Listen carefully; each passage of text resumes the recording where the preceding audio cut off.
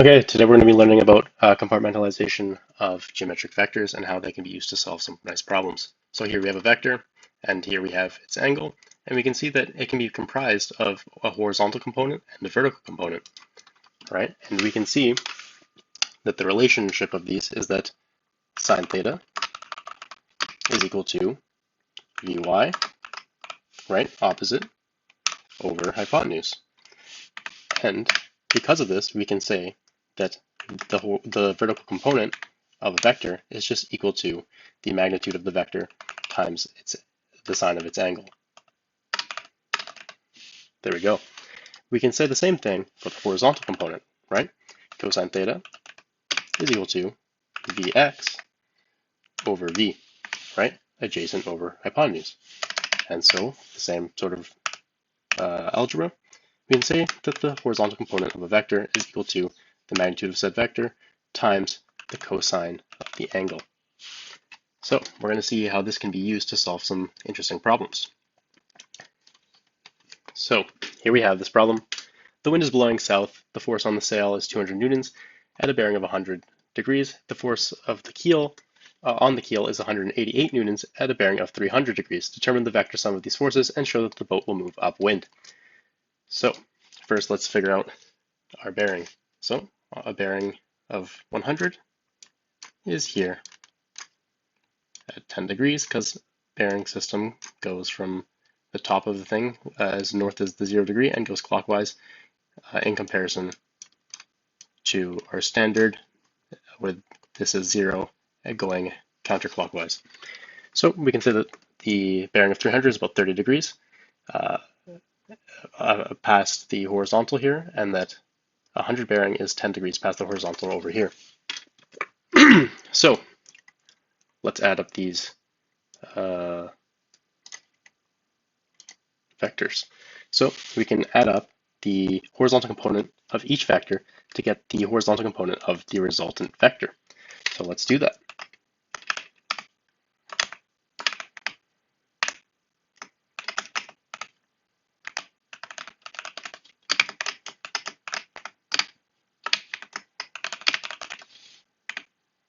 Right, and as we know,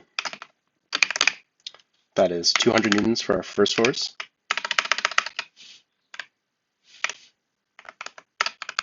and we know that since it has an angle of 10 degrees over here, that's the same as an angle of negative 10 degrees on our standard plane,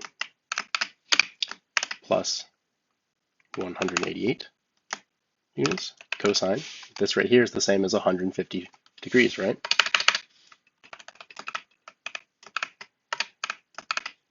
When we do this, we get that our vector has about a horizontal component of 34.15 newtons in the east direction, as we made that our positive. We can do the same for the y component of this vector. So let's add them together.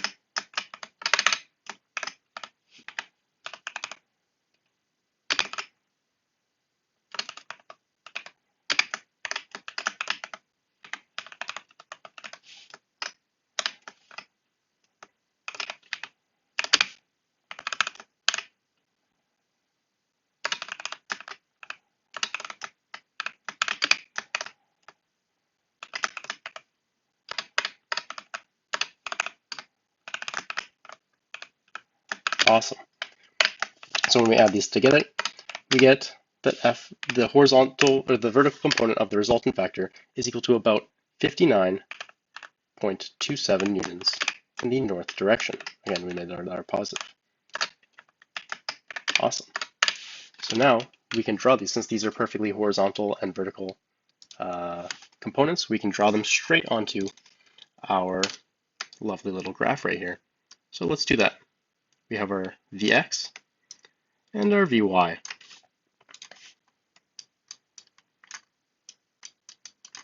Right?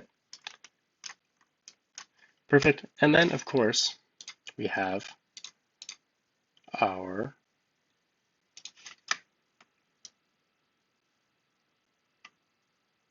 resultant vector, r over here.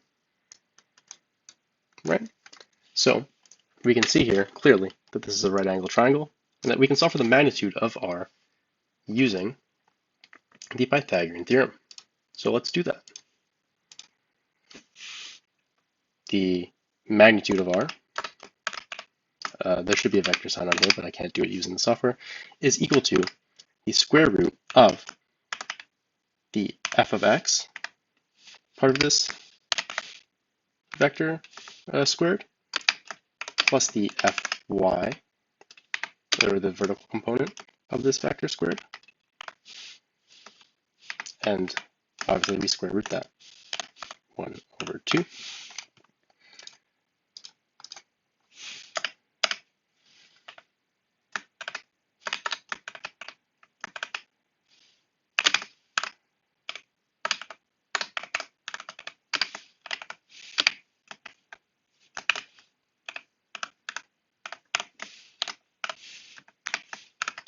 Lovely.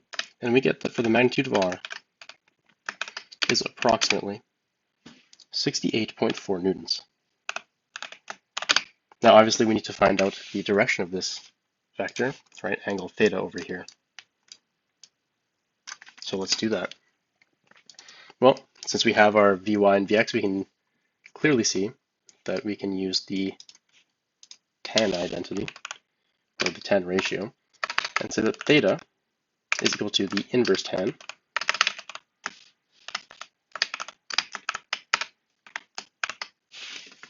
of opposite over adjacent, or Vy, or we'll call it, it's Fy in this case.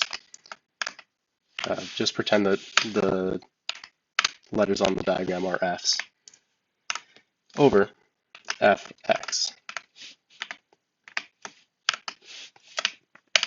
And we get that theta is equal to, so let's plug in our numbers,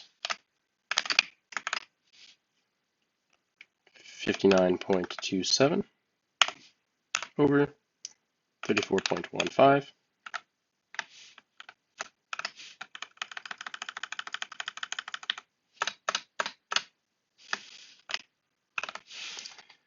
right, and that theta is equal to approximately 60.1 degrees.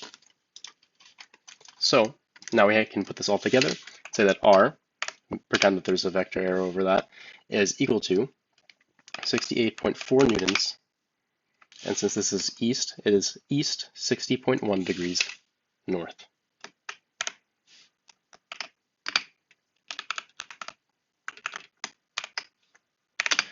Or you can also use your true bearing system, in which case it is 0 to 9.9 degrees, 68.4 at that angle. There you go. This is how you can use compartmentalization of vectors to solve some interesting problems, such as the addition of vectors and finding the resultant. Thank you for joining me.